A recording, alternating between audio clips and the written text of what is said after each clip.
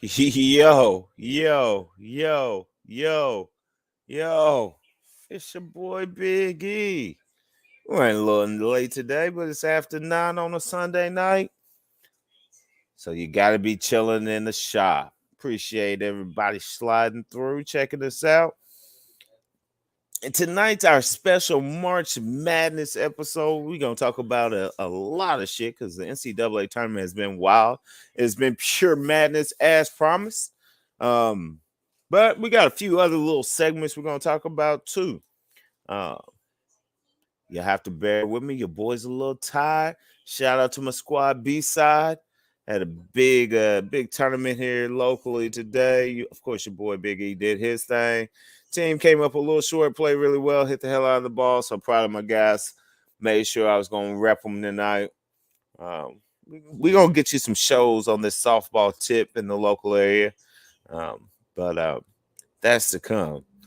But as always, riding here in the shop, no, I never ride alone. So, gotta shout out my main man, the mastermind, Jay Wall, the Don, aka Jay Wall, the jerk. Jay Wall, talk to the people. Man, to hell with college basketball. That's what I got to tell people. Oh no, man. Hey, man. I don't know what it is, but I sense something in your tone, man. It doesn't seem like you excited about the tournament. I'm feeling pretty good about it. I think the tournament's going pretty well. I don't know what could be irking you. You know exactly what's irking me. First round loss to a 15 seed. I honestly was not in the mind frame of watching the UK Wildcats this season and thinking that we were the best team in the land. Right. I thought we had an athletic squad. We could win some games. We could upset some people, yes. But a first round loss to a team that I've never heard of. Oh, you talking about them Peacocks? Unfucking explainable. Oh, proud as a peacock, man. The Peacocks, they loving March Madness right now. They feeling pretty good about themselves. They just letting they tail feathers spread and shine. They shaking their tail feather. They diddy bopping. I don't know, man. I'm sure a Peacock fan wouldn't really be upset with the tournament right now, man. I don't understand why you're so salty. Do you know offhand the money, if you would have bet on them to win, what that brought? At that time, no, but I do know that currently $5 on the Peacocks to win the NCAA championship will net you, I want to say, a little short of $8,000. G's. So what? It was probably a little less than that when they beat us, correct? Just because it was it would have been higher, round, right? Yeah, higher. For them to win it all, for them to beat y'all, I want to say that you guys had a point spread that y'all was supposed to take advantage of until you got copped. Jesus Christ. $5, 8 G's. That's despicable. Yeah. Well, you're not alone. Busted up a lot of people's brackets. I want to say only 8%. The brackets remained after UK loss. I ain't gonna lie, I had them winning that game. They kind of shitted on my bracket. I had them to win that game. That was one of my 3 losses on the first day. Yeah, I tooted my horn a little bit. That was one of my 3 losses the first day. I had 3 losses the second day. And then my bracket went straight to motherfucking hell when Tennessee took their L straight to hell. But it's all right. It's all right. I My had a squad losing in the first round to the bum ass Peacocks made Tennessee losing. I couldn't even like it. I you couldn't couldn't even say shit. salivate in it. I couldn't even be like, I told you, hottest team, my ass. I couldn't say shit because we got embarrassed so fucking bad. I can't talk about any team that loses from here on out. I It mean, is I mean, they have ruined my March Madness. I mean, a lot of UK fans couldn't talk at all because they got teabagged by a peacock. Yeah, that's exactly what I'm saying. Like, I can't talk shit. They've taken it away from me.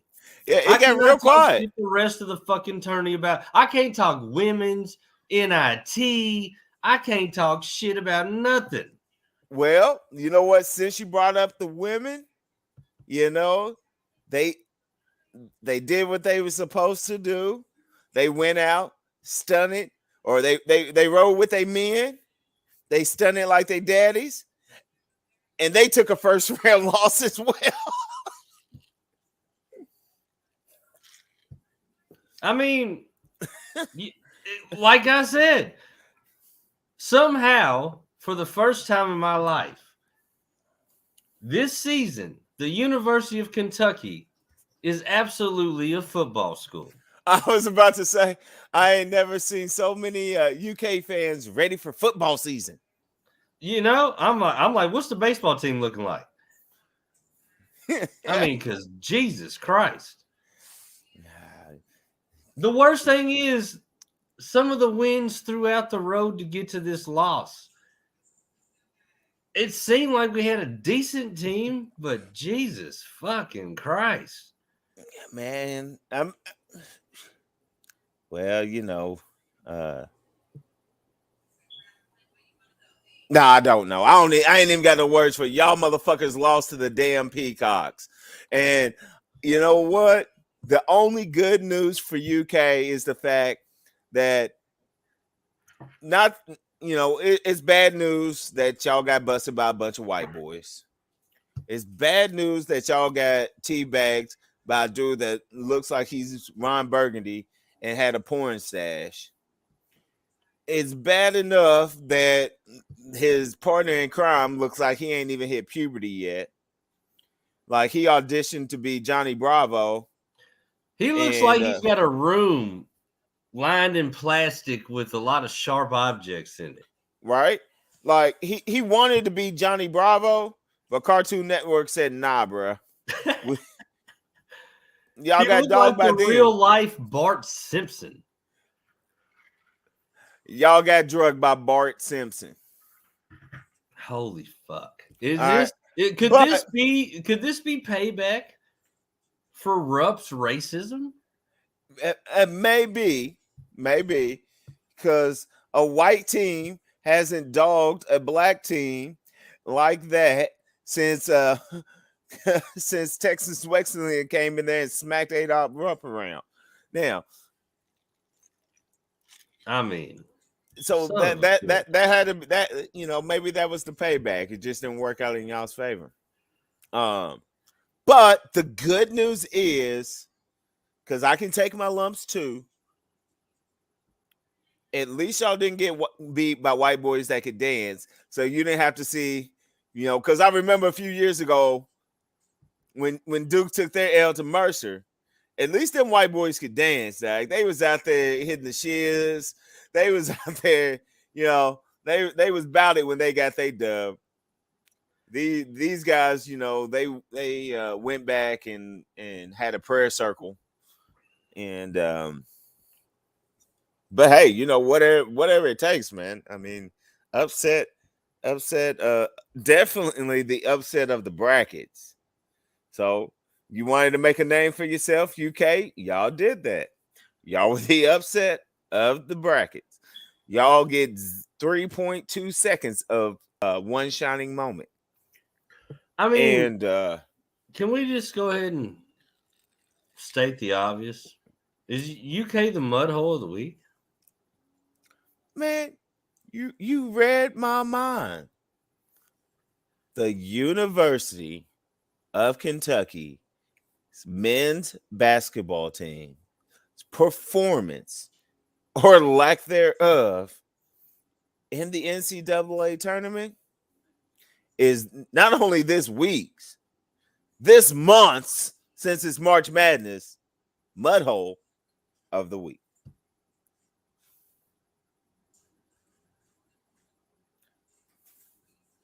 Yes, sir. I'm glad you got a new mud hole because they needed one. That's about right. They just completely disappeared in the mud hole. Man, yeah.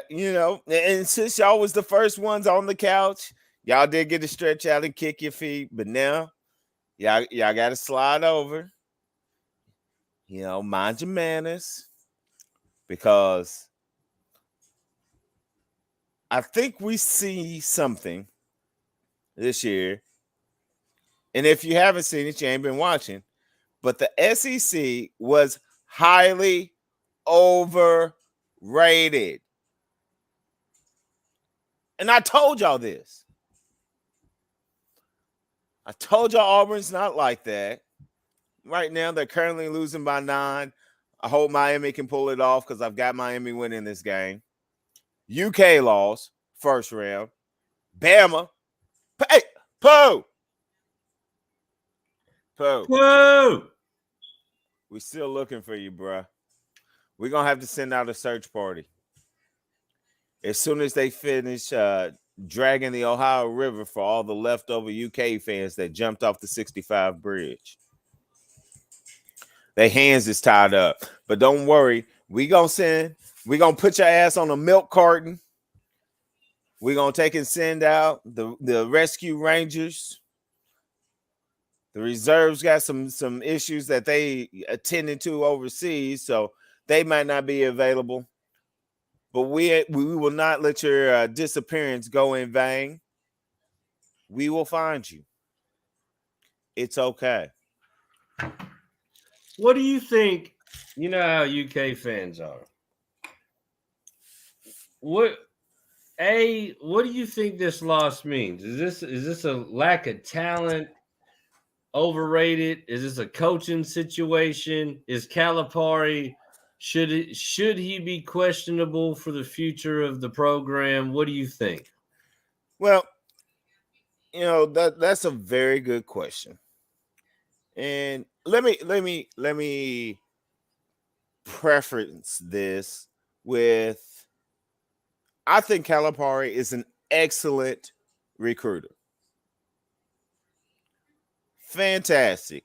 Going into living rooms, going into the parks, going into Section 8 housing, wherever the hell he's finding these kids. He is a fantastic recruiter. He gets kids to the school. He is fantastic at somehow getting these kids into the league.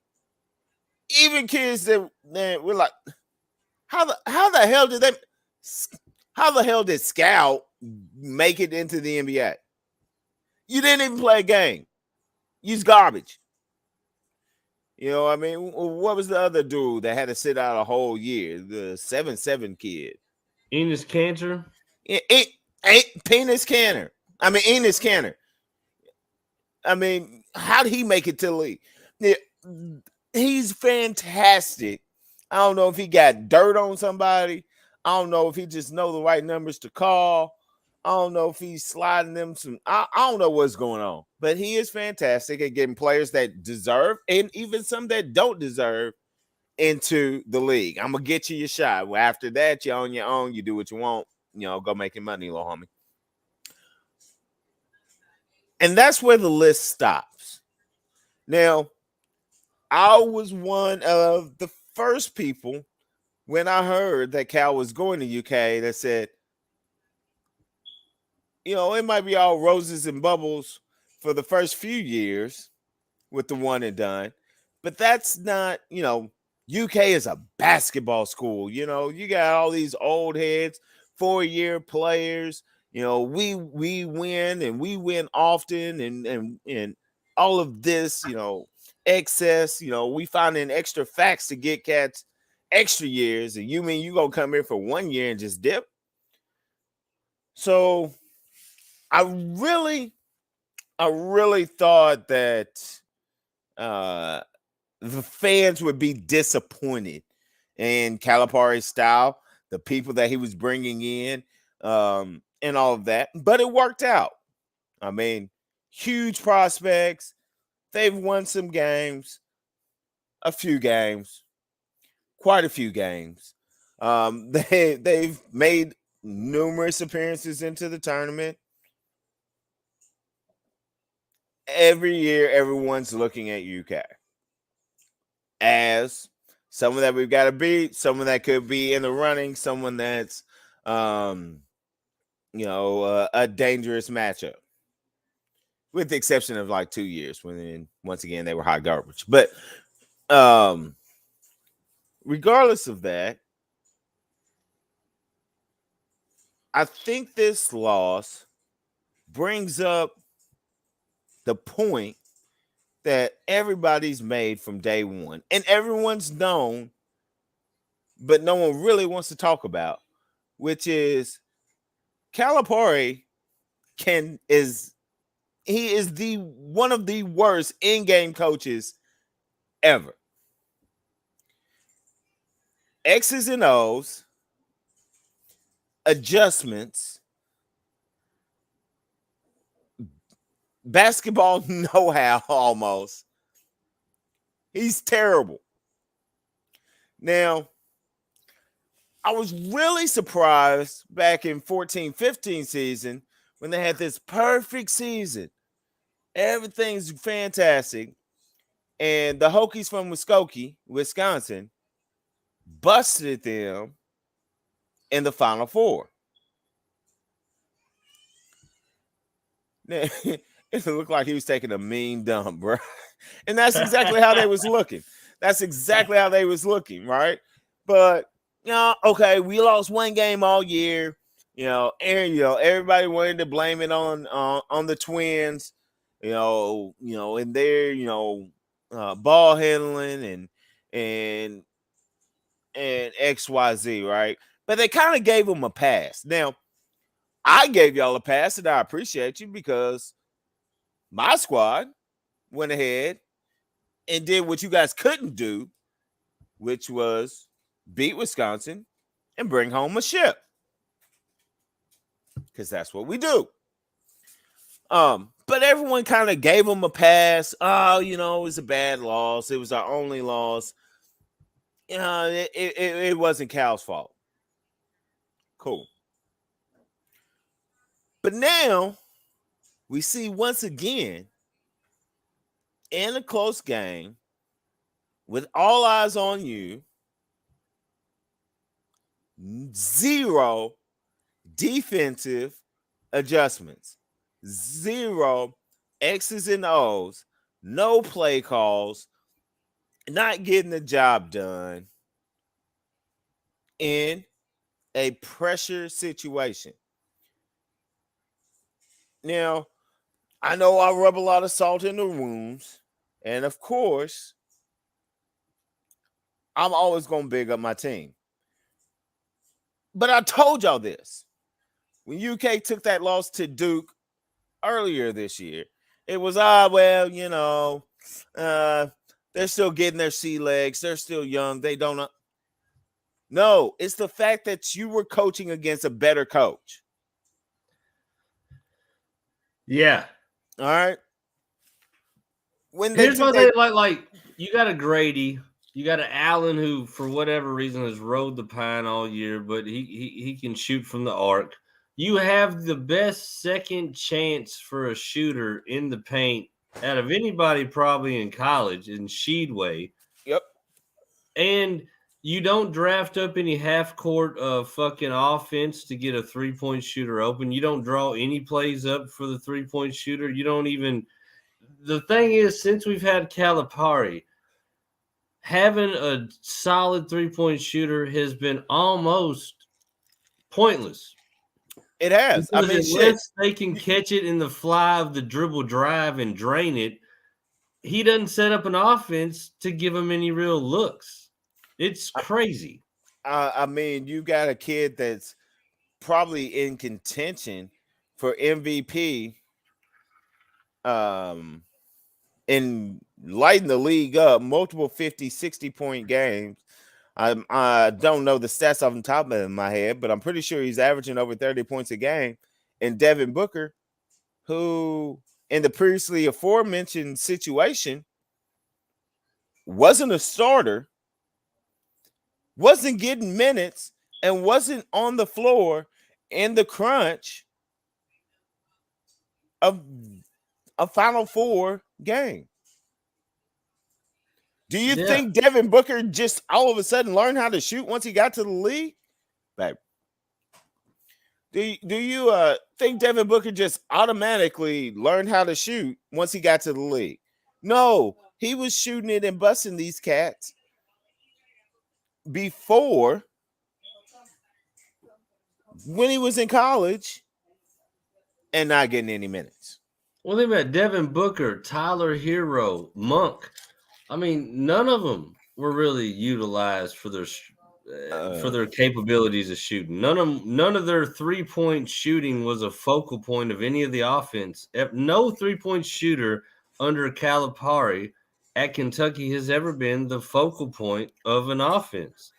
Under Calipari in any team he has. I mean, look at when he was in Memphis. The only reason I say UK is outside of Memphis. I mean, I don't even remember too much of the UMass years, so I don't know what he was doing. All right.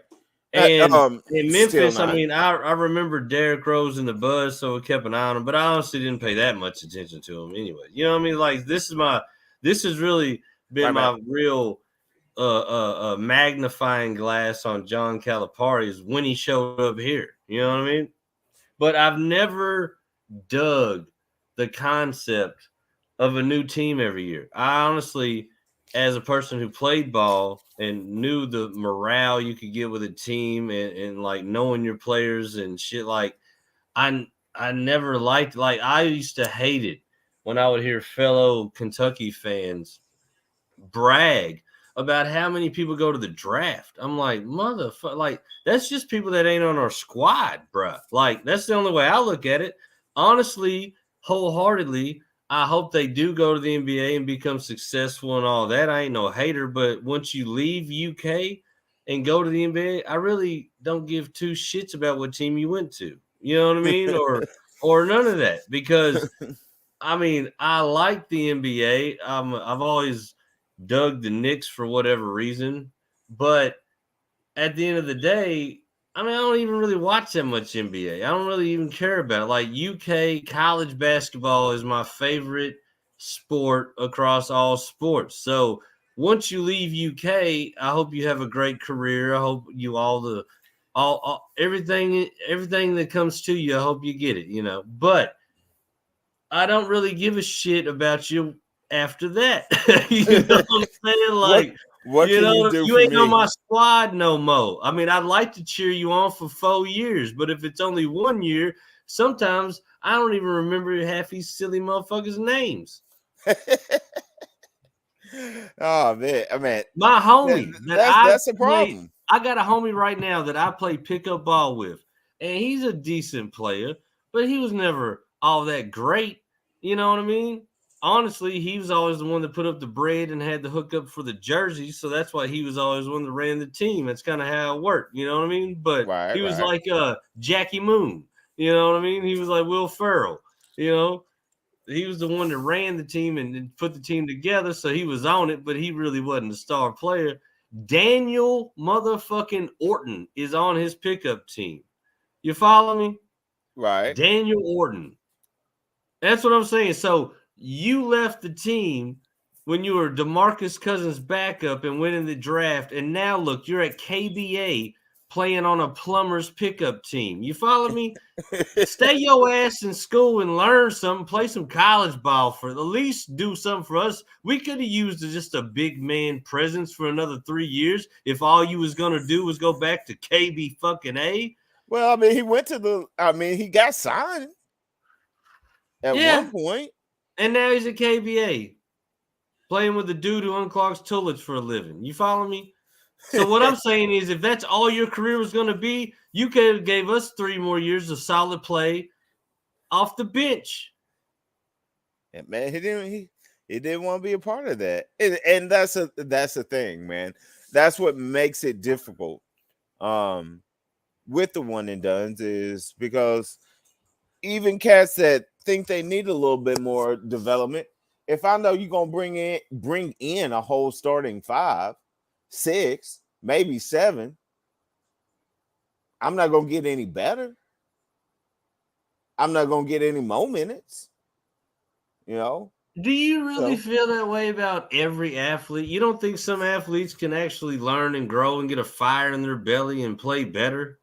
I think What I what think what I happened? I think mean, this is what this one and done bullshit is kind of ruined was the developmental players. I feel like Rick Pitino and his runs with U of L showed exactly what he could do with a player with time learning his brand of basketball. sure.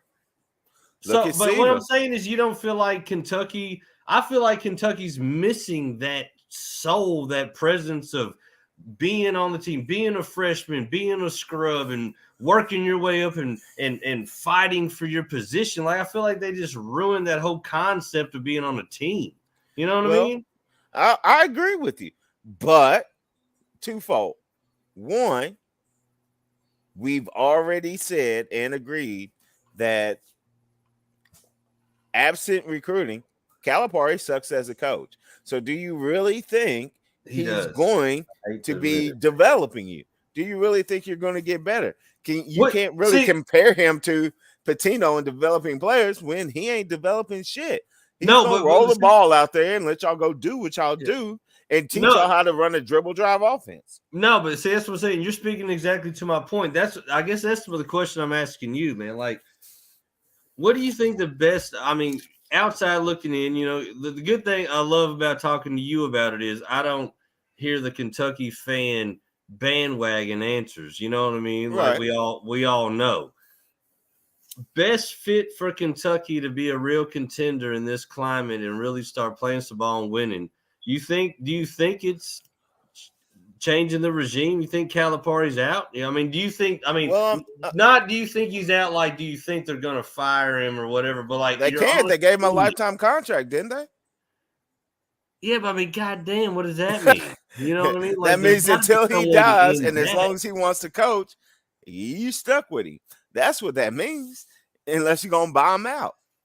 And But God and how you bless. buy out someone that has a lifetime contract? What you gonna assume he lives to 100? I mean, I feel like at that point you got to slip something in his drink. They said lifetime. If you COVID ain't 3.0. living, yeah. If you ain't living, then the lifetime's over, right? That's it. Is it really your lifetime if your lifetime has expired? You know, Lexington's pretty shady. Some shit could happen. But Hey, I'm surprised he doesn't have a for sale sign outside of his house. We can't stay here anymore. We're gonna have to move to Richmond. We hey, cannot stay inside the city limits. and speaking of that, I was going to bring that up. That post you put on Facebook, but comparing his numbers and Tubby's numbers, bro. I promise you this much. I've told people from the jump. I was like, I don't see how you could run a Tubby Smith out of town with what he was doing and bring in a Gillespie. I would have definitely taken 2 more years of Tubby over that Gillespie bullshit. Oh yeah, And that was definitely a honestly, demotion. and honestly, with all Calipari has been able to do and the excitement he brought and this and that, Tubby Smith ain't not never missed a motherfucking tourney and not never had us playing in the NIT ever. Nope. So my thing is, how can you really say that any of these guys past Tubby are better? And why were you so quick to run Tubby out if he in fact was the better coach? That's always been my argument was always, what's the disdain with we were always competitive with Tubby. I Even seen with us with Saul. Gillespie. And y'all had to put up with Saul Smith. And y'all Yeah. was still competitive. And the funny thing is, we didn't have half the recruits that we've got under Cal with Tubby, but we never missed a tourney. And we never lost first round in the tourney with Tubby that I can remember. Nope. So, I mean, Now who was first round of the NIT with Robert Morris? Robert oh, fucking Morris. I forgot. You probably blocked that day from your brain too. Wasn't that the season we lost Nerlens? I think Nerlens got hurt. Yeah. And this is my whole point with people like Daniel fucking Orton. When you hedge your whole well-being of your paint on one player and he gets hurt, a Daniel Orton comes in handy. Just like the dude Johnson left, solid 7-footer, put up good numbers for us. I forget who he played behind. It was either Davis or Cat. I think it was Cat. Anyways, right after that, he leaves. Yep. And we get Scalabizier. Now, here's the thing with Scalabizier. He played, honestly, like a fucking college freshman that did not pan out like you thought he would. That would not be so much of a fucking devastation to our season if we have a motherfucking solid 7-footer in Johnson still on the fucking team. This is what I hate about this one and done shit. There's plenty of players we could have kept that wasn't the marquee players, but could have helped the next coming team along with some shit. I mean, if you look at our championship win with Calipari, who really were the fucking X marks? DeAndre Liggins, fucking Darius Miller when it came to the tournament, and they're playing the tournament. And he was 6 man. Players that just know. Fucking look at Josh Harrelson. Who would have thought Josh Harrelson would have bodied Darren Sullinger against Ohio State when Darren Sullinger was wrecking house? Sometimes you need them players like that on your squad. That's why I hate losing a whole fucking team every year. This is what you get. Yep. You got one run. Look, my favorite team in college basketball, now that I've seen all this shit play out, honestly, is the double repeating Florida team. Joakim Noah and Brewer and that squad. Bill. Because instead of going to the league and because they could have, they just won, just going and getting drafted, they came back for another year and did the shit again. You'll never see that again ever in college basketball. Nope. And that goes to my point. So to answer your question, right, is it really depends on who you put the emphasis on, which is I can't blame the kids. Right. So basically in the system, right, whether it's the platoon system or I've got my 8, that I'm giving solid minutes. And they're all, McDonald's 5 stars and top 50, draft class. It forces the scouts to want to only look at their potential and not where they're at. You know what I mean? Yeah. You look at Orton, right? He wasn't getting tons of minutes. No. But I'm looking at your size. I'm looking at your physicality. I'm looking at you in a 2-minute spurt. And, hey, yeah, you look like you could be a serviceable big. All right. Everybody else in your class is, a lottery pick, a first-round draft pick. And you was backing them up. So and from what I've seen, you've got some skills. Yeah, I'll drop a second-round draft pick on you. But what you don't see is the fact that anything over 5 minutes or him having to guard someone on the perimeter or anything outside of a dribble drive and getting an offensive rebound, he's worthless. You don't see that. And you don't get to see that until you bring him in and you put him through workouts and practicing with the team, and he's getting dunked on every day and he's letting cats just blow by. They're like, all right, this ain't gonna work.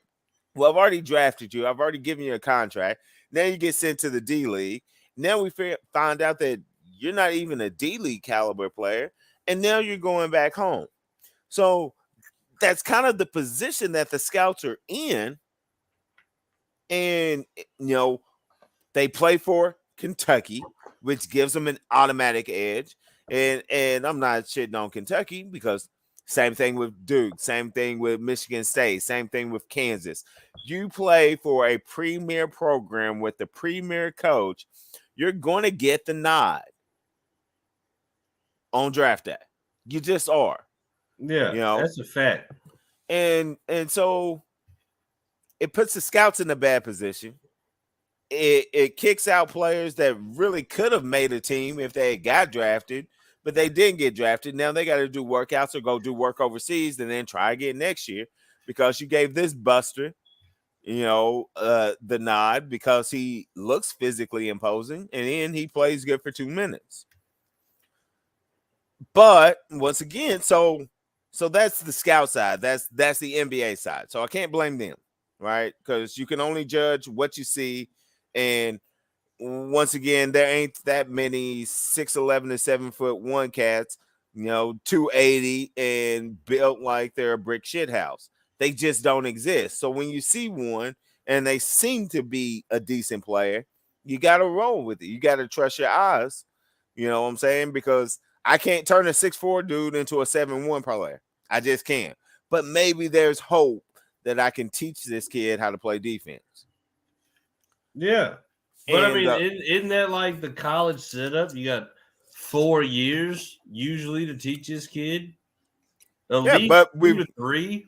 I mean, if we're sitting here talking about it, and all the UK fans are sitting there talking about it, and the NBA teams and NBA already knows because Cal tried to be a NBA coach and that didn't work out for him with New Jersey.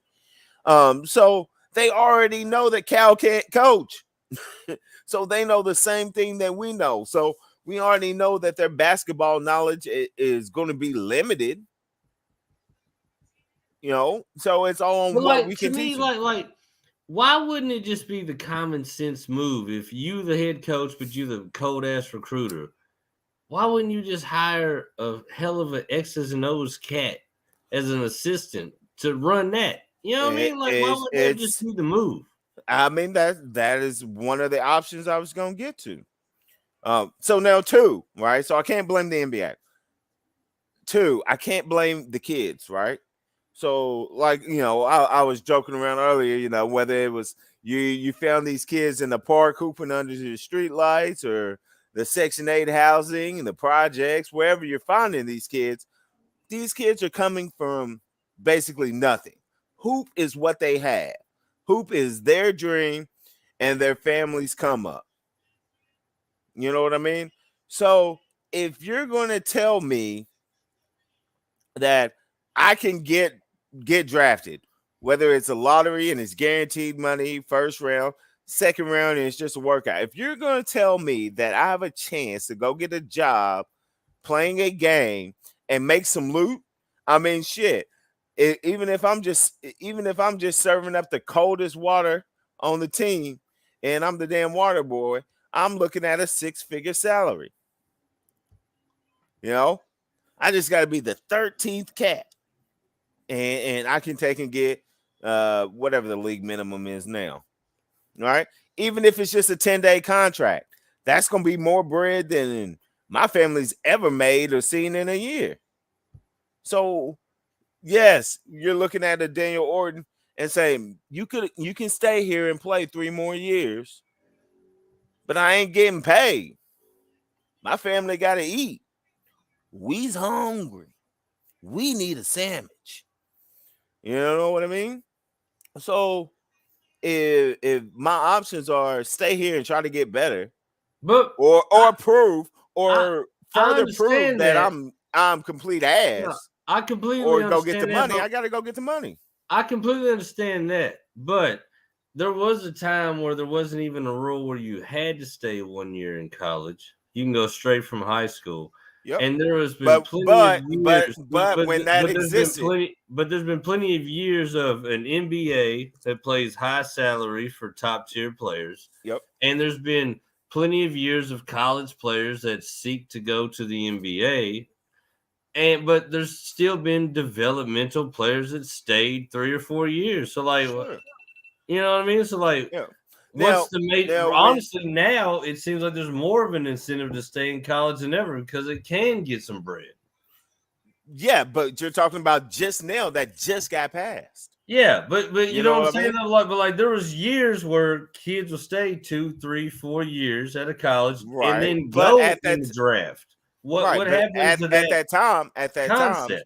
at that time, because you're talking about the LeBron, the Kobe, the Telfair years, right? When you could go straight from high school. But the Yeah, Kevin deal Garnett. was, but the deal was Kwame Brown. I mean, complete hot garbage. But once he got in, he kept bouncing around from team to team to team, and he's still getting paid. So, Well, yeah, but I mean, but but the how deal many with that kids go? was How many kids go one and done, but then don't really like translate? You know what I mean? Like I exactly. said, again, like we said, Daniel Orton, he's in Lexington, Kentucky, playing at the KBA on a plumber's team, wearing a T-shirt and Yep. some motherfucking warm-up shorts he had from the motherfucking Thunder when he got fucking drafted. But that's Yep. what I'm saying. So like, you can't say that the one and done's you're probably more likely going to get a bullshit player than you are somebody you watch for 4 years. Possibly. But there's lots of ones and dones that panned out. A lot of them. Well, I mean, I don't know. We would have to look up the actual percentage of that. You know what I mean? Yeah. But Because one and and done's come so out every year, but not all of them are out here marquee players, and who knows how many of them is fucking overseas. You know what I'm saying? yeah. But hey, guess what? Even overseas, you getting paid. Well, yeah, but you know what I'm saying. I mean, as far as you going from college and going to the NBA to you playing overseas or in whatever other leagues, everybody, even if you getting paid nice in Dubai, you want to play for the fucking Lakers. Sure you do. But guess what? Even more so, you want to make a six-figure salary. That is true. But even here's the thing. What's the best team in Dubai's numbers right now? What's their starting roster? I don't even know. Who's on the Lakers? That's what I mean. Everybody wants to play in the league. Sure. But even more so, everybody wants to get paid. No, Guess I'm not what? saying there's nothing wrong with going to a foreign country and playing, but when you go from college to the draft to Dubai or any of these other countries, Italy, there's nothing, ain't no shitting on your skills or you being a player or you trying to get your bread. But you know damn good and well, if you could leave Italy today and be on the Boston Celtics tomorrow in the starting roster, you're going to Boston. True for most. But shit, look at AI. He took and went and played overseas after his damn career. What Yeah, was the but other here's cat? my thing.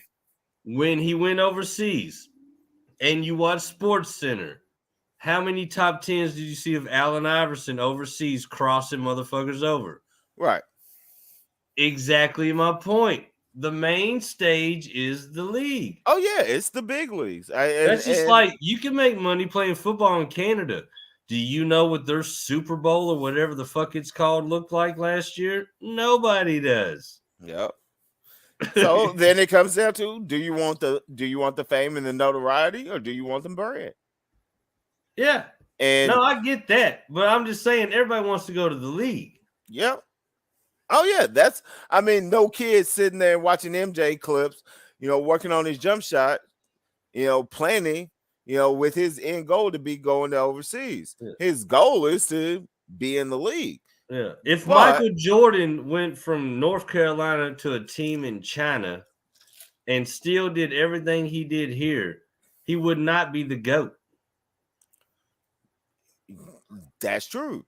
He's the GOAT because of the league he was in. But so once again, if we're saying the league is the goal, right? And you're telling me that after 1 year you're going to give me a shot in the league, why would I risk it? No, I If get it. if if I I'm get it. if But I'm at the same Daniel time, but Horton, here's my thing. But check this out. I mean, thinking rationally, yeah, you could play 1 year in college, and then if you could go in the draft and get on a team, if you could just get on a team, is it worth just going one and done if you like didn't have the most spectacular season, but you still thought you could go? Or is it more worth it staying in college 1 or 2 more seasons to build your net worth and go at a higher bid? You know what I mean? Like, is that not a tangible like strategic financial move too, to try to like well, put in more work and put in more time if your first freshman season wasn't as grand as you wanted it to be? You know what I mean? it depends because guess what? The only ones getting guaranteed salaries and guaranteed checks is lottery picks. So if you're not, no matter when you go, if you're not one of the best 16, you still got to work out. You still got to get signed to a contract for Yeah, that but team. I mean, but So that's what I whether mean. whether Like whether whether say your freshman year, you were definitely not going to be a lottery pick. But who's to say to develop and to stick around 2 or 3 more seasons and play in college and get those reps that you won't be a lottery pick? You know what I mean? Like well, I'm just saying, yeah, I get would what you're that not be a saying. feasible option for some players? I'm not saying all players. You know, Yeah, some players are ready to roll as soon as they fucking or when they're in high school, they're ready to roll. And yep, then some and they're players, being forced to go to college for at least 1 year now. yeah, which is bullshit. But you know what I mean? Like not every player is the same. But for some players, would that not be a more viable option to build your stock in college another year or two, other than going in the draft at a lower bid? So when you do go, you potentially could be at a higher joint. You know what I'm saying? Like, would that Yeah, not be a move for some? for s- for some, sure, but once again, think about what we're talking about. We're talking about an age of one and done, right? So if I'm looking at it right, so to go in the first 2 rounds to get drafted, you've got to be one of basically what everyone thinks, counting overseas players, the best 60 players to touch a ball. All right. But what I'm telling you is if you're number 17th or you're number 60th, you still got to go earn your contract. So, unless you're saying I can improve enough to be one of the best 16 players in the world, well, not in the world, but you know what I'm saying, in my age group, right? Because of course I can always go draft a 30, the draft go pick up a 30-year-old cat from overseas. So you got to include them, but I got to be one of the best 60 players in the world that's not already in the league. And I've got to be one of the best 16 to get a guaranteed contract. That's, what I'm saying. And if I'm looking at it as a freshman and I'm already not a starter, know you're going to bring in a fresh class of young guns, McDonald's All-American, straight ballers, and you're going to put everything into them. You're not the greatest X's and O's for developing anyway. And I'm being told by multiple parties that I'm in one of these best 60. I might not be top 16, but if I'm in the top 60 and you go give me a shot to earn a contract, I think I take that.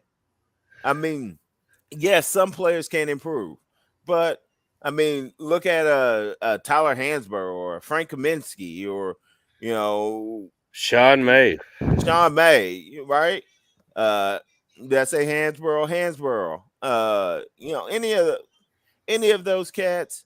Yeah, I stayed all 4 years or with a medical red shirt 5 years. But was I a draft pick?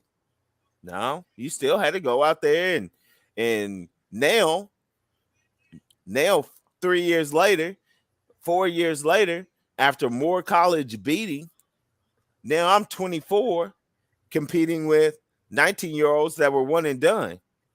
So now I'm putting myself at more of a disadvantage than, especially if I'm not going to get developed. I think if you're with a Coach K, yeah, you might stay. If you're with the Izzo, yeah, you might stay because they've got proven records of continuously developing players.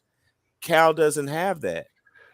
All of his NBA players are in that one and done realm. Derrick Rose, Do uh, you think Caldwell Pope.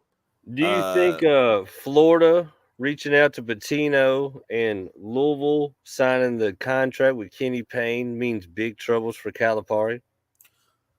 I think Kenny Payne is an awesome pickup for U of L. It's a Um, scary pickup for UK fans. I it think it should is be. very scary. And I think it's going to get the buzz back up, especially with the local talent. Um, and I mean, the rivalry game will definitely be competitive here.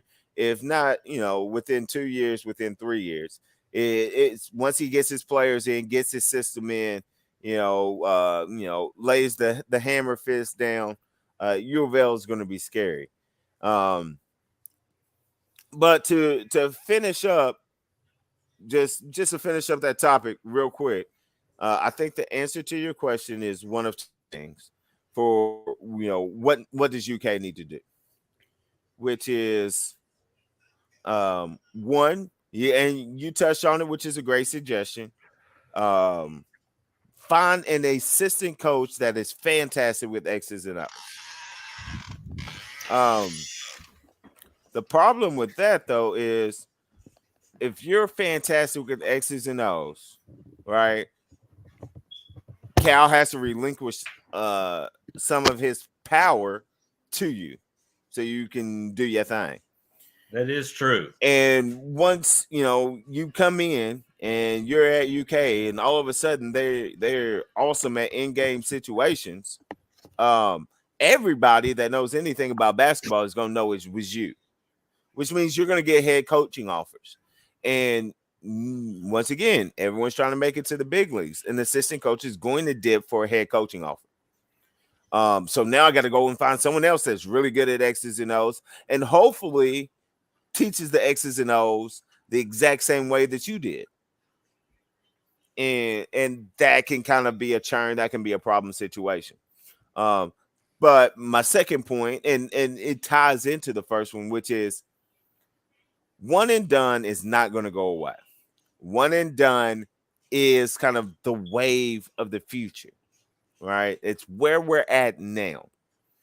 And if Cal just stops going out and getting one and dones, and the focus is on 4-year players, one, you're taking away, like we said at the beginning, his strength. His strength is recruiting. So you're taking it away. You mean you don't want me to be as good of a recruiter because you don't want me to get one and done. That doesn't really make sense. Because if I'm going to go and get 4-year players and not one and dones, why the hell am I hiring you for? That's your strength. That's what you do. That's why I'm bringing you here. So I don't want you to do that. But I think what it takes is self-reflection. Once again, I'm going to toot my horn. Look at Coach K. All right. Duke is a program that is very, very similar to UK. They went out and started getting one and dones, right? And it didn't pan out at first. I mean, we had some very good teams with some very good players, but it didn't quite pan out. And so, what did Coach K do? He went, he did his studies, he figured out how to do it, how to make it work, how to implement his system in these one and dones. And he did it quickly. All right. Let's not forget that before Kyrie Irving got hurt and jacked up his ankle, Duke was something like 20-1, right? He did it quickly. And I think that takes self-reflection. I think it takes checking your ego at the door, which, hey, Cal, we know you got a big ego, man. Come on, bro. Keep it all the way 100 with the people. You think you're the best. But it takes checking your ego, and it takes going in and checking out some of these coaches that have made one and done work. What are they doing? Because obviously dribble drive and just rolling the ball out isn't going to cut it. And that's the thing that kills me. Like from his first season at Kentucky, and I would imagine at Memphis and UMass, whatever. But from the first season of Kentucky to right now, it's been dribble drive or nothing. I'm like, bro, being a college basketball coach, seeing all the analysts, hearing all the shit, seeing all the other coaches and the strategies, like you never once thought in your heart of hearts, in your brain somewhere, that you might ought to set up some offensive sets as well. Like it's like it drives me nuts. It's like how is it so obvious to all the spectators, but you can't figure it out? You know what I mean? Right. Hey. All right. You know what I think of when I think of Coach Cal? I think of that motherfucker from Drumline. Hit him with the flight of the bumblebee one more time. It's tired. Yeah. It's played out. You got to adapt. You got to advance. You got to use these cats and figure out a way to make it work, because you're onto the right thing. It is the wave of the future. It is what it is going to. But you got to figure out a way to make it work for you. So we're almost an hour in. My cup's been empty for about 10 minutes.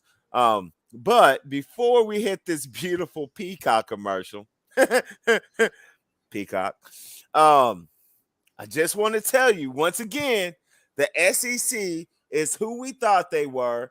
Auburn is overrated. Miami just dropped their ass by 18 points, 79-61, saving my brackets. That's going to give me some points. That's going to bump me back up where I needed to be. SEC, overrated, trash. And just in case you don't remember, show them that beautiful Peacock. Yeah, man.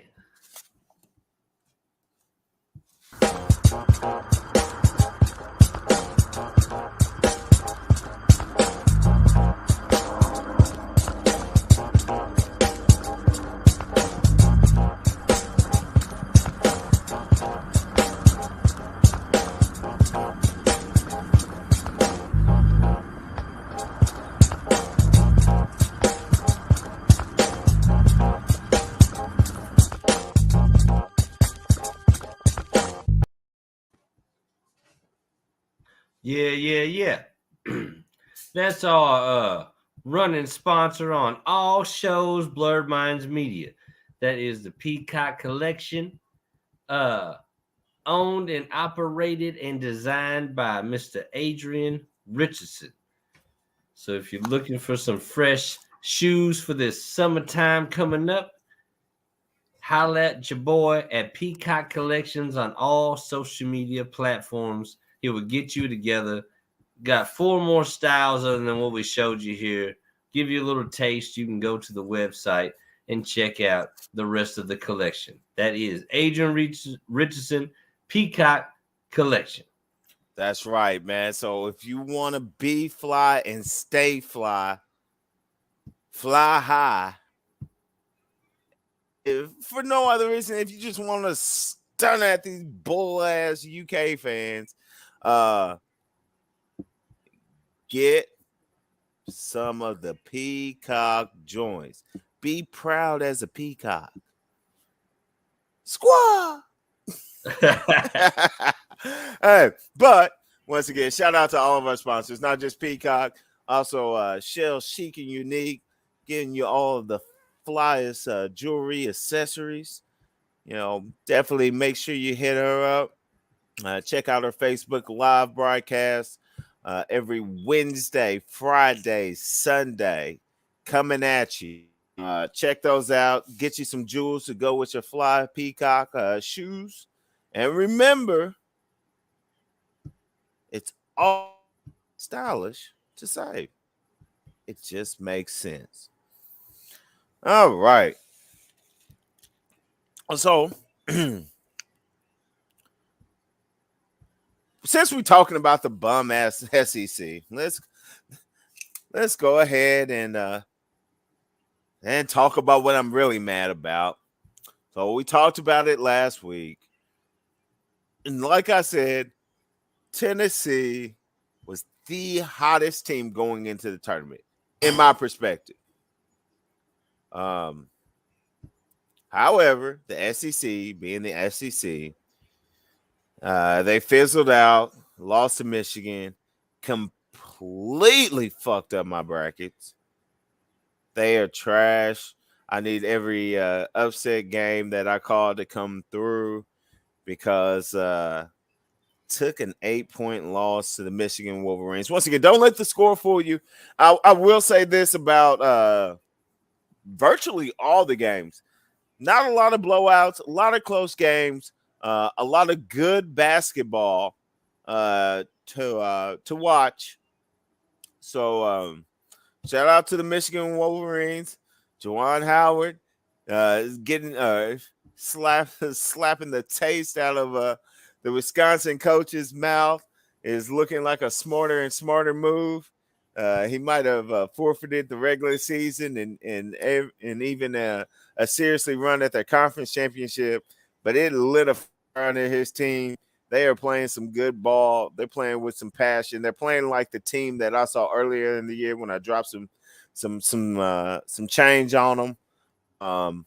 And if nothing else, I think he's got them all. He's put the fear of God in all of them that they might catch one of them dum dums, one of them haymakers if they don't take and show up and ball out for them. So they knocked off a hot team, and that's all we can say about that. Of course, my Dukies made it to the Sweet 16, looking good, boys. Always UNC, another team from that ACC that I called out, going a long way. They're dancing in the Sweet 16. I just told y'all before the break, another ACC team, Miami, knocking off an SEC team. Damn, it seems like we enjoy this shit. Knocking off an SEC team, the overrated and overranked Auburn Tigers. Scootish over, make some room on the couch. They coming to sit and join you guys. I really hate it for Bruce Pearl. I really like watching him as a coach. He coaches with a lot of passion. He's real with his stuff, man. As a coach, I respect Bruce Pearl a lot, and I think I probably look a lot like him when I'm out there on the field doing my thing. So I really hate it for him, but you guys weren't like that. And they got what they deserve. Miami, ACC, rolling on. So now that you see the tournament transpiring and you see the teams in and out, how you feeling now? What are you thinking? You got any predictions? What are you feeling at this point? I mean, well, since I took my Blue Devils from the jump street, it's looking a lot better. I mean, a lot of big names knocked out. Obviously UK taking an L, Auburn taking an L, Tennessee taking an L. That's three teams that had a high ceiling for winning it. Iowa taking an L. They had a pretty nice squad. So I'm feeling pretty good about it. I mean, anytime that you take one of the premier teams out of the program or out of the tournament, it looks better for my program. So I'm feeling pretty good about it. Huge win today against Izzo and the Michigan State Spartans. always a problem. Once again, because of their coach, they're always a problem. So that makes me feel good. I was kind of scratching my head on the brackets. I went with loyalty over that one. And I was hoping it wasn't clouding my judgment, but my boys came out and did their thing. So glad I went with that, or I'd have been kicking myself. So who do you think is your all stiffest competition? Well, what team worries you? there's really three out there. Arizona for me is a wild card. They're number one seed. I get it. I haven't watched a lot of them play. But see, I mean, they've been pedal to the metal and just gashing cats all year. So that's a little scary once again because I haven't done my recruiting. I haven't been watching my basketball. I'm going to have to keep an eye on them. Right now, in a tough one with TCU, 27-25. So maybe I won't have to worry about them. But just checking the game update real quick. Let's see. I think that's still the same. Yeah, 27-26. So even better. 27-26 Arizona. 6 minutes left in the first. So looks like that one's going to be a dogfight. So maybe I don't have to worry about Arizona. Go TCU.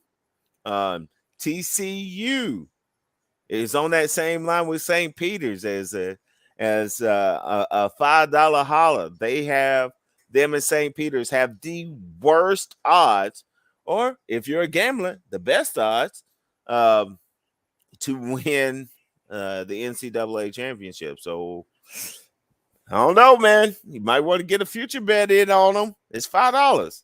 It's a Happy Meal. Fuck them kids. They can eat a peanut butter and jelly. Put your $5. This is about a come up.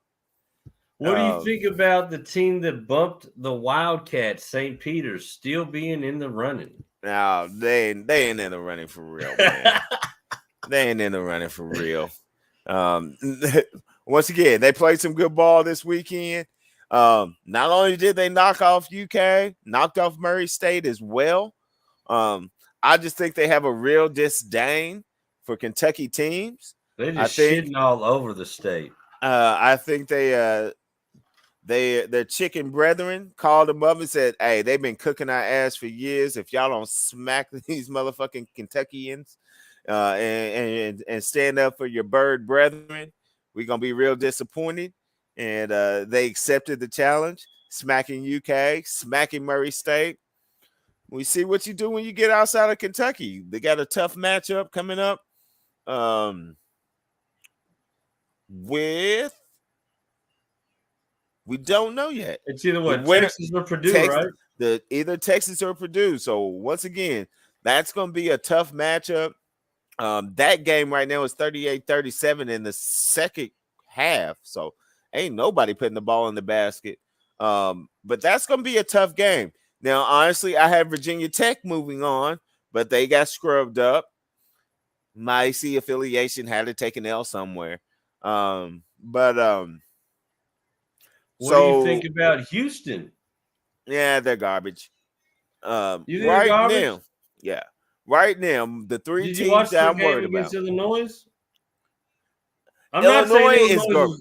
Yeah, I'm not saying Illinois is great, but against Illinois, Houston played a hell of a ball game. I mean, they pretty much handled that. Illinois is garbage and overranked as well. I don't think they deserve their seeding. Yeah, and I said that from day one, which is why I had this. Is their center.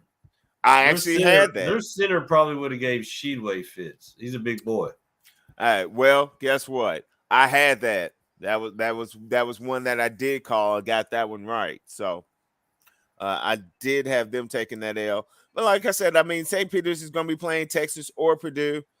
Quite honestly, I think Texas is going to take this game. Even though Purdue just took the lead 40-37.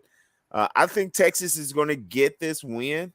But I think Purdue is a better matchup against St. Peter's. One, because they got a big guy. But two, because Purdue is a bunch of shooters, and who better to guard shooters than other shooters? I think Purdue would actually match up better against St. Peter's. I think Texas is going to win this game though, but either one of those teams is going to go ahead and bust St. Peter's up and kill their Cinderella story. But great run, good job, guys. Way to fuck up Kentucky. Appreciate you. And just because the fact that they beat us first round, I'm pulling for Peacocks to win it all. Well, go ahead and put your $5 down. You might as well get paid for it. Might as well. I mean, shit, I've been representing Peacock shoes all motherfucking the day long live, so fuck it. Might as well go and win. That should have told you something. You should have rolled with your company, ride with your boy. You should have rolled with AR and took the Peacocks over Kentucky. I'm at the holler at Adrian, see if he put them Peacocks through. See how much he believes in his brand. Right? His brand is stronger than the UK Wildcats. That's for damn sure. But outside of that, I don't want to beat a dead horse, but I would like to talk a little bit again, real quick, about what we were saying earlier, as far as smart moves for these boys that are playing in the tournament and their future endeavors. Yep. Now we talked the one and dones. We talked about the 4-year plan. But what about what seems to be the newest trend? Like we talked about the one and done's the new trend, but it seems like another trend has hit the scene, and that is if you can't go high in the draft, just switch your gender and run the gauntlet. Yeah, so like I was actually going to start the show out on this bullshit. Do you think this is a viable option for future hoopers? Like, check it out. You ain't going to go high in the draft. Really, nobody overseas is checking in for you. But if you put on a skirt, my G, you can definitely run house in the WNBA. Well, I mean, is this a new option? Hey, niggas that sold their soul for money for less than putting on a skirt and calling themselves a girl. So, I mean, I can't say that it wouldn't be an option. Hey, don't get it twisted. Some of them chicks can hoop. Old girl from Iowa, she was dropping buckets. She was damn near averaging 40 points a game. They took an L today. I hear you. But here's my thing. Check it out. You was a hell of a baseball player. You're a hell of a softball player. But when you was in college, instead of playing college baseball, if you would have came out on the girls softball team, tell me you would not have a stadium in your name with a statue out in front of it. Oh, but of course I would. But so this is what I'm saying. If these cats don't get a good look in the league, not getting a high draft number, if you ain't really going to go overseas and make no noise, is it more of a viable option to go to the female sport? And even if you ain't somehow the greatest in the WNBA, you top 5. Well, ask Brittany Griner how that worked out for her. Well, she fucked around and went to a motherfucking wrong country. Because she was making more bread over there. She was making like 4 to 5 times her WNBA salary playing overseas. They'd make this cat cut his hair and grab a rifle. Dang. They're like, we ain't hearing that shit. Dang. I mean, you going to war, son. If I was that soft and ugly anyway, I might have switched it up just to see if I had a better chance. So, for real question though, is this about to be a new viable option for athletes? Like, if you can't make it in the NFL, now you better play in the lingerie league. Well, see, here's the thing though. And maybe this is just a trial run. All right. It's a big thing. Personally, I think it's wrong. Whatever sex your birth certificate says you were when you popped out, that's the sport you playing. If it says you was a dude, you a dude, my G. You can get all the surgery, breast implants, fake titties, tissue titties, butt implants, whatever you want to do, whatever that card said when you popped out on the scene, That's what you are. That's my point on it. But, and maybe it's just a trial run, but you gotta look at the sports that they trying this bullshit with. Swimming. Now, I ain't I ain't gonna knock swimming because girl, man, or fish, I don't give a damn if Aquaman is my alternate personality. I ain't swimming that long. That shit makes my arm tired. It makes my legs tired. That's just a fucking workout. I ain't with it, my G. And I damn sure ain't trying to swim fast unless Jaws is behind my ass. So, not a knock to swimmers. Big ups. You do your thing. You found your calling. Have at it. Hope you get world famous. But I ain't never seen anyone sign a multi-million-dollar swimming contract. So, not saying it's not a sport. It's not one of our sports. It's not one of the guys' sports. It's not one of the high-profile sports. If you try that shit in basketball, in football, as you said, with the lingerie league, I'm a dude, but I'm gonna go play in the lingerie league. Baseball to softball, even soccer. That's no, but right. check it. But even soccer. But hold on. If you try that shit, you're gonna get ran up out of the league. Like they're just not gonna have it. And I think that's why they're testing the waters and they're trying to get all this legislation out there and they're trying to get the PC side of it handled first before they try it because they know what we ain't having it. As guys, we ain't having it. As athletes, they ain't having it. As a culture, America's not having it because it's not the American way. You know what I'm saying? You cheating the system. We've been all for cheating the system. Fuck, the government's been cheating the system for damn years. The IRS is the biggest mafia known to man. I ain't gonna say that the U.S. is above quote unquote cheating, but we already know that the U.S. is against the average Joe or Jane cheating the system. And that's exactly what it would be. You, as you so eloquently put it, talking about Daniel Orton, you would be forced to go and unclog toilets for a living. But because you switched and decided to play female sports, and now you're in the, say, the WNBA, I'm giving you $100,000 contracts, $1 million contracts. I ain't going for that. I don't know, bro, because check this out, man. They ain't going for that. Nah, check this out, man. I don't know, man, because check this out. There's a woman by the name of Laurel Hubbard. Yeah. Laurel Hubbard. She was at the Tokyo Olympics, right? Yeah. Yeah. I heard about that. She's a power lifter, which is a very manly sport. Yep. And she is a transgender who competed against the women and bodied them. Well, of course, because she is a dude. But once again, you gotta listen to what I'm saying though. How many power lifters are getting multi-million-dollar contracts? It's not about what's right, quote unquote, right or wrong that's gonna stop it from happening. It's about the owners.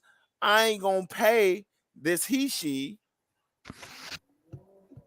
millions of dollars to play a sport because you crossed over genders when, you know, as long as I keep y'all out of the league, I can get the average everyday female, you know, center, female guard, and pay her 100 sacks. All right, well, check this out then. So you're talking about big bread.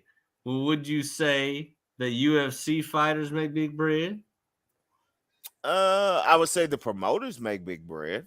I So would say you don't they you probably don't get think paid. that Conor McGregor got Well, paper? yeah, Connor, Floyd. I mean, we know they got paper, but how long did it take them to get to those cards? But I mean, I'm saying you saying like champions in MMA ain't got money, like big No, ticket they got out money. like fighters. That would fall into one of those categories. Yep. All right, so transgender MMA fighter Fallon Fox broke her opponent's skull because she was fighting a woman. But MMA stars make big time bread. So that's what I'm saying, bro. So powerlifting, swimming, and fighting. So what I'm saying is, my question again is this gonna end up being a move in some sports? Maybe not college basketball, maybe not football, maybe not, maybe so. But what I'm saying is this gonna be a move in sports for becoming an elite athlete in a sport? Just you, if you ain't an elite athlete, you just gotta switch sides? Is this the move? Because these are three sports right here that there's documented evidence of that exactly happening. Well, and I think what's going to happen, right? So the UFC thing's a little bit different, and I think that's going to be where the fuck up is. All right, swimming is non-contact. Powerlifting is non-contact. UFC fighting is contact. All right. And so I think what's going to happen, because I know this is what would happen, right? Is if my daughter got her head crushed because you let a ex dude that now says they're a chick whip her, I'm owning the UFC. I'm owning that bitch. Whether it's assault charges, whether it's whatever, I am owning the UFC. So let's see how that works out for him. Because I don't think it's going to turn out good. Because once again, you got to gauge the demographics in America right now. And once it gets to a judge, whether, and here's the thing, right? You've got to look at the situation. Dudes are going to be like, you a punk for switching up and calling yourself a woman and then beating her, beating this chick. I'm giving them mad bread. A chick is going to take and look at it like, you supposed to be a grown ass man and you beat up on her. I'm giving her some bread. So unless you find a transgender or sexually fluid or confused judge, they're not going to find in their favor. And it's going to cost them a lot of bread. But think about just like the sanctity of the sport. Is it ever really fair for you to have been a athlete who got a scholarship to college to be a swimmer on Penn State's swimming team, and you were probably projected to be the best swimmer on that team, and the dude who was ranked like 400 something switches his gender, comes over, and now he's the number one swimmer in the nation. How does that translate for all the female athletes that were fighting for that spot? You know what I mean? How does that Right. translate? Oh, I'm big pissed. And that's what I'm saying. There is going to be an onslaught of lawsuits and unjust and XYZ because whether they took a scholarship from somebody, okay, you were financially impacted because of this decision. Whether you would have finished first, except this dude was swimming against you, you were impacted on your career or whatnot.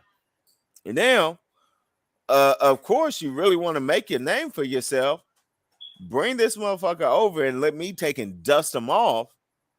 And now, not only am I the greatest women swimmer, I'm better than these dudes too. So that could be a good look, but physically and anatomy wise and strength wise, it's probably not going to happen. And it's doing the sports a disservice. And once again, we'll see how it shakes out, but it's going to cost a lot of organizations, um, whether it's on the scholarship side for the colleges or whether it's for companies like the UFC, a lot of bread to get out from under it.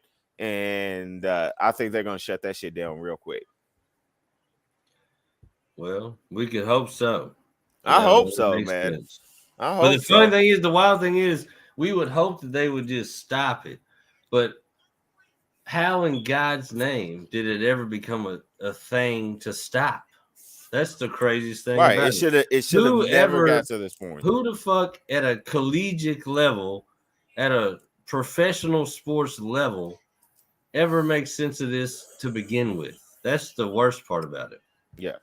But outside of that sports news, my friend, before we wrap up March Madness, the only other thing I think that we heard that I've heard in news, and please correct me if I'm wrong, but it looks like we get a whole nother season of fuck Tom Brady. We do. The presses is already running again. We got to put out our fuck Tom Brady shirts. We get a year of trying to make money off of it. And I mean, I get it. I get it. I had this discussion the other day. And, you know, I think he made the original decision a little out of haste. You know what I mean? The family's been harping on me. The missus has been harping on me. They want me to stop. We just took an L. You know, I'm not feeling the greatest about it. All right, I'm gonna go ahead and retire. It'll make them happy. I already got loot. I can focus on my brand. I might be happy. I get to sit at home. I'm in Florida. That's where everybody retires. Right, straight chilling. But as any athlete competitor on any level knows, after a while you get that itch, right? And what you have to think about is you are a multiple time MVP, a multiple time champion in the capital the NFL. Ain't nobody else playing football like that. Canada ain't playing football like you are the show, the NFL. And you're one of the best, one of the all-time greats. You can't just go down to your gym and get in a pickup game. You can't just play in a flag football league. You know what I mean? That's not going to be competitive. That's not going to be No. action for you. That's That's like when not, people were asking Ice Cube if he was going to get Kobe in the Big Three. I was like, yeah, right. you know what I'm saying? I mean, like, that's not competition for you. That's not fixing the itch. So, I mean, if you want to play a sport that you've played all your life and that you have some kind of love and passion for, and that you're, even though it pains me to say it, pretty damn good at, you can't retire. Like, you can't retire until you say, all right, fuck it. I'm never touching a pigskin again. And I'm gonna pick up the golf clubs.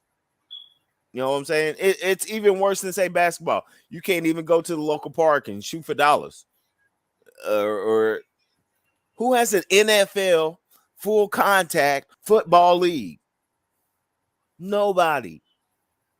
So it's either completely give it up or say, hey, my bad, dog. I ain't retiring yet.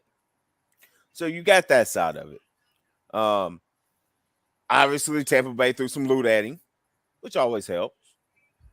Um, and at the end of the day, once again, that motherfucking P word comes in.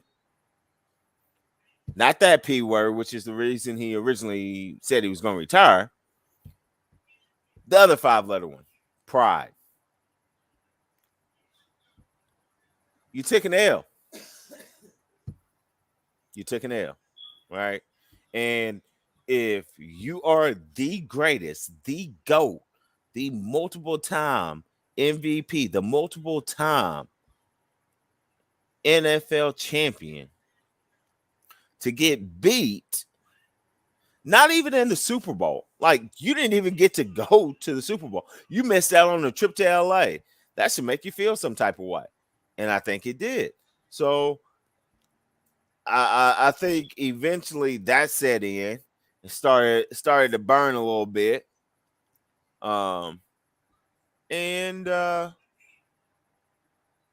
he decided to come back for another year. Because I mean, from what we saw, even in their loss, he still got it. It's not a question on if he can do it or if he has it or if he's one of the best I think currently in the league. he's the only quarterback I can think of at this age and stage in his game that does not seem like he's really missing a step. Nope, he's still doing Brady shit. You know what I mean? I mean, you look at even if you look at Brett Favre, who went through the retirement shit, unretirement shit, like everyone knew that your game was declining a little bit, right? Yeah. You still had a hell of an arm, but it wasn't as strong as it used to be. You still got out of the pocket, but you wasn't scrambling like you used to be.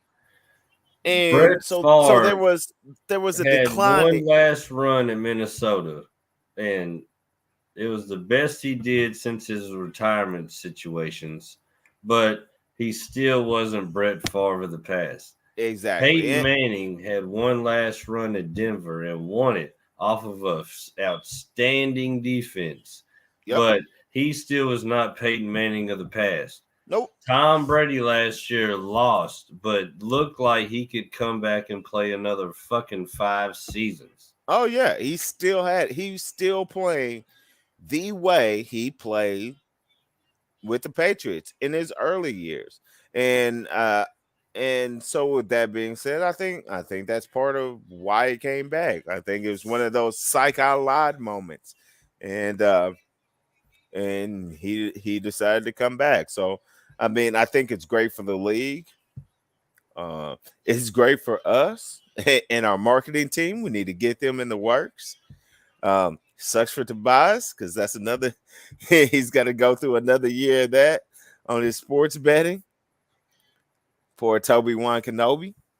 Um, but but yeah, I'm not mad at that one at all. Not mad at that one at all. And since we're talking about returns, MLB is back. That news came out this week. They got a few new rule changes. That's really going to one's really going to shake things up, which is the designated hitter is now being extended to the National League. Now, I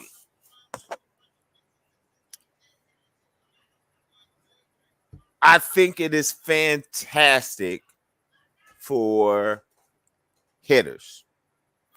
It's fantastic for some of your cats that a little long in the tooth, a little gray in the beard, but still can hit the shit out of it.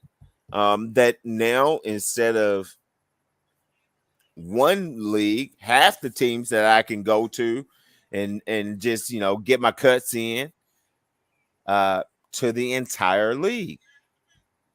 I can go anywhere and just be a DH. So I think that's a big up. I think where it hurts is your team or your players like Ohani. I mean, clearly the dude hit 300 home runs as a pitcher. Now, he had some wins on the mound. I'm not saying he was a bad pitcher. He was doing his thing. But now you're just a pitcher. And what really made you special is the way you can handle the bat. You flash back 15 shit, showing my age, man, but probably 15 years when you were talking about the Dontrell Willis with the Marlins. Like, you could handle you know you could handle the bat, hit it a little bit, and that was part of what kept your longevity in the league, and you're taking that away. So I feel bad for those players. Now, once again, that's a handful full of players, right? That's maybe 5, maybe 10 that actually can swing it. Um, and it helps probably 50, maybe 100 players. So I think overall is it's good news for the players. It's just bad news for the pitchers. But MLB's back. Um, the international rule for extra innings is gone away. Thank God. That is the dumbest rule ever. Starting a runner on second base or a ghost runner on second base um, in extra innings. Completely dumb. Earn your hits, earn your base runners. If you don't like it, don't go into extra innings. Win the game in 9. Um, but and I can't even remember what the third rule is. I forgot. But those are the two main ones. So got all that hashed out. Baseball's on its way. I'm a happy man. But so that was some big news that came out over this past week as well. But let's see. We got about I think we're gonna wrap this up here in about 4 minutes. So let's go ahead and I'm gonna answer your question right now, Jay Wall. We talked about it a little bit earlier. So if you want to run across the bridge and put that $5 down, right on them peacocks all the way, $5 at this moment, right now. If the peacocks win it all, we'll get you 2 stacks. Damn. $5, 2 stacks. Like I said earlier, TCU's got actually If I win TCU. that two stacks, this is how I'm dressing for a week. You might as well. In Lexington. You might as well give some tribute to your daddy.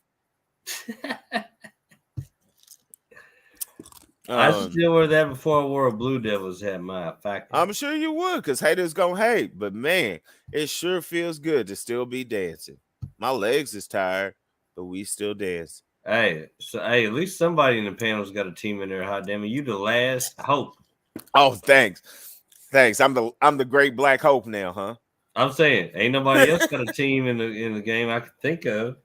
No, Nope. nobody. Everybody just sitting on the couch. All right, make sure y'all spread out nice and long. There ain't enough room on there for all of us, and I'm okay with sacrificing and staying standing.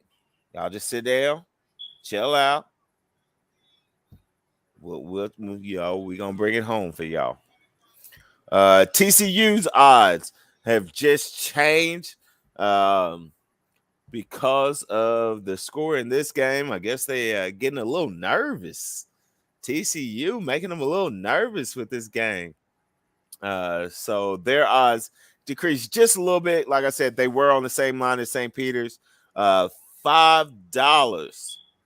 $5 on TCU will get you 1750, which still not a bad come up. I don't know if TCU could win it all. Shit, I don't know if any of these teams can really win it all. So I'm just running with my boys. But I mean, once again, a $5 holler, man. $5 holler. You could be sitting on some racks. If you're gonna have to be disappointed and sitting on the couch until next season, you might as well be counting your money and have a little change so you can buy yourself a drink to console your sorrows. Facts. So, we talked about it earlier. I mentioned Arizona scaring me. Kansas, Bill Self always keeps the squad. Abaji is a monster. He is a problem. So keeping him contained is always an issue. The transfer Remy Martin is starting to step into his game. And so they're playing well. They are scary. The only thing that gives me some hope is I always think about these one player teams, two player teams. They just don't do well in the tourney.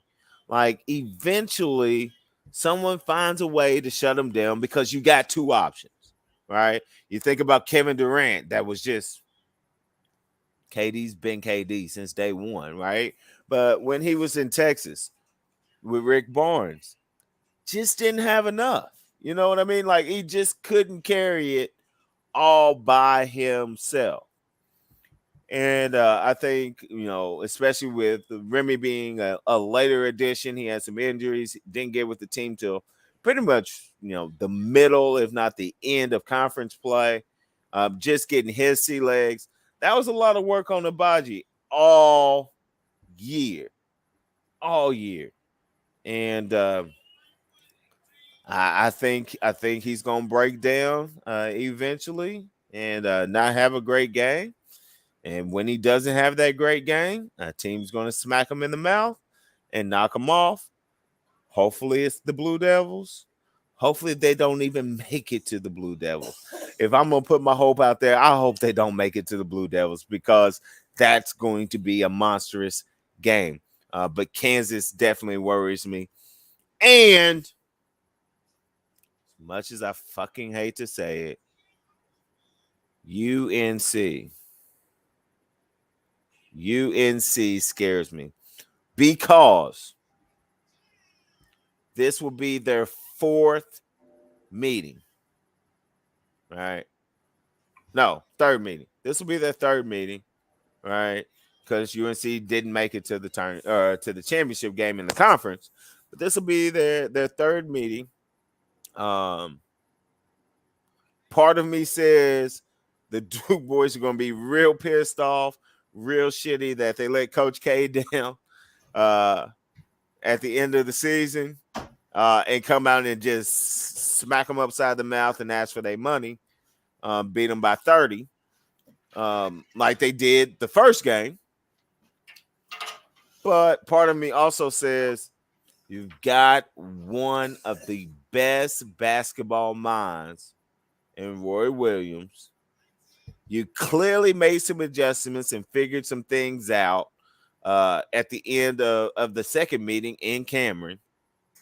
Playing them on a neutral site, the third game for the ship because they won't meet unless it's in the championship. Baycott is a monster. He's giving them problems in both games. He had big numbers.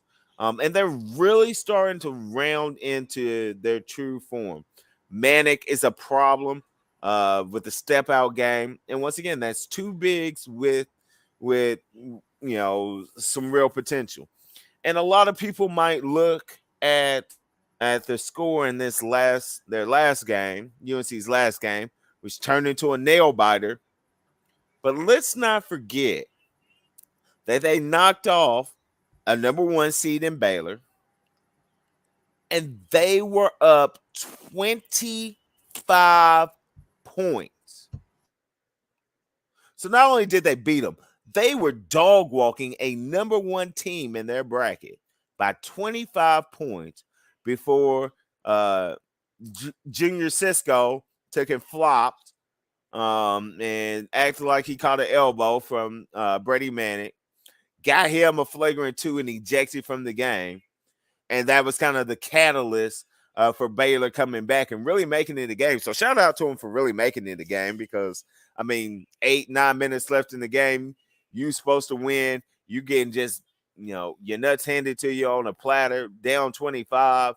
It really takes some stones to snatch them back, put them back in their place, and find a way to battle back and even send it into overtime. So kudos. But like I said, to take and have a number one team down 25 points in the second half, they're playing some good ball, man. They're playing some really good ball. Leaky Black, he's doing his thing. Love, their point guard. Really solid ball handling. He's foul prone. That was part of their problems. was he fouled out of the game with about 5-6 minutes left. And that's what made Baylor's press really effective and really started to change some things up and shake out some turnovers. But UNC has got a really scary team, and they've got a lot of pieces in a lot of positions, and that's the third team that I'm really worried about. Well, I guess we're just going to see how it shakes loose, my guy. That's it, my man. Ain't nothing to it but to do it. We're gonna take and stay tuned, watched in, locked and loaded. I'm gonna pop y'all some popcorn and ship it to you so y'all can just stay on the couch, get real comfy, kick your feet up, take it easy, just prepare for next season.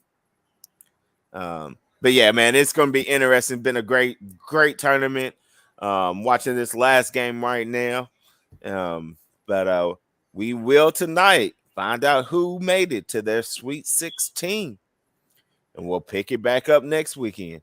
So it's definitely gonna be good stuff. Stay tuned. See what's going on that. And that's really all I got on that. So like I said, we're gonna go ahead and wrap it up for the night. As always, hey, shout out to my man Apocalypse. I know you're having some technical difficulties right now, man. I appreciate you chiming in, dropping some things in the comments, man. Always checking in for your boy. Always appreciate that. Monday Night Mayhem tomorrow night. Like we said, our host, my broadcasting brethren, he's going through some technical difficulties. Hopefully he can get those things checked out. But if not, you know that J Wall the Don is always on the scene.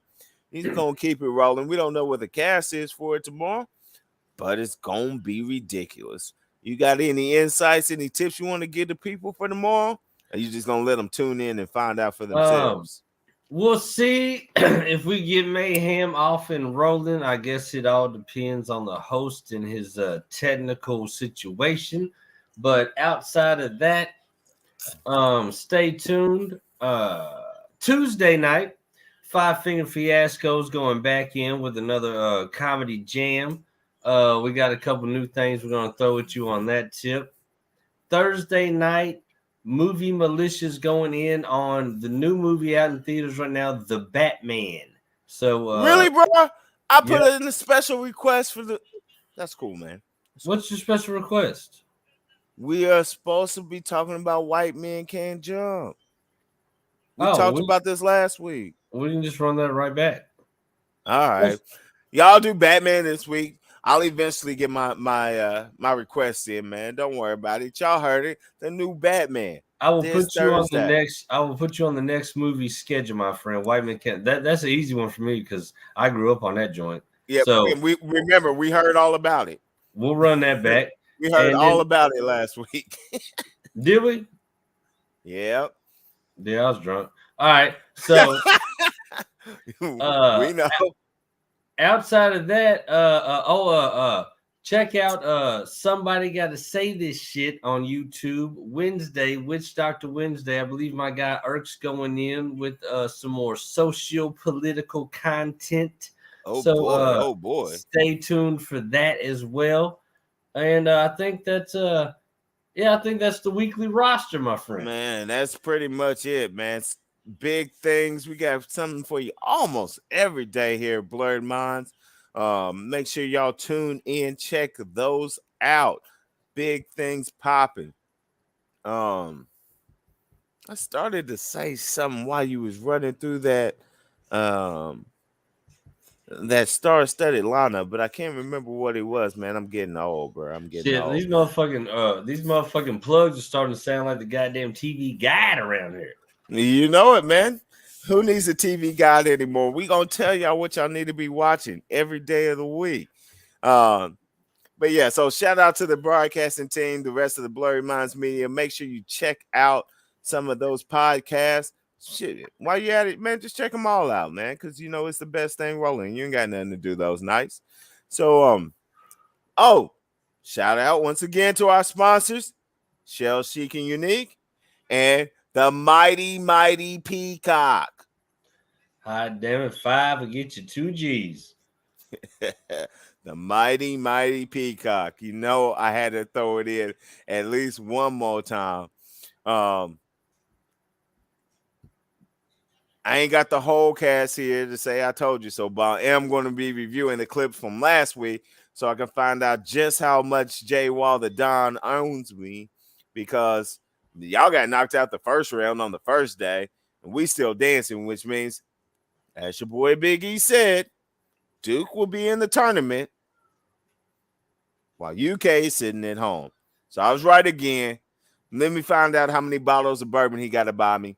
But hey, I suggest everybody tune in and check that one out. Last week was an epic episode.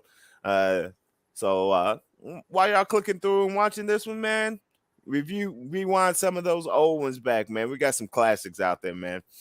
And want to shout out my partner riding with me, running all the clips. The mastermind, Jay Wall, the Don, a.k.a. Jay Wall, the jerk. Go ahead and tell the people what you're thinking as we sign them out. I'm thinking just 8 o'clock. Check out Blurred Minds Media on YouTube. Any night of the week, 8, 9 o'clock. Check us out. Definitely. That's where it is. But it's your boy Big E. Like I said, I had a long day. I'm an old man. The body's getting tired. We covered everything we had to cover. I'm just going to have to catch on the flip side, 9 o'clock next Sunday. We're going to continue the March Madness. The madness will continue. And for that, shop's closed. We out of here. Peace out.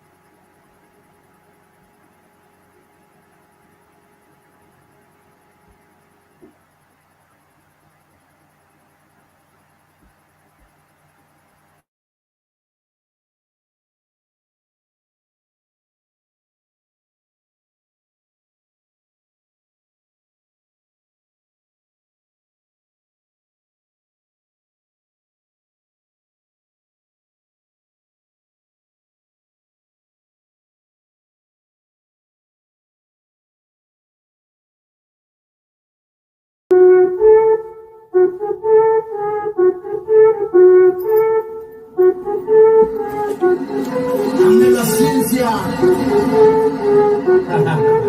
es Ella. Hey, let's go. Bad bitch. I see you say for the 5 since I said bad bitch. Woo, you looking at a motherfucker like you wish I died, bitch.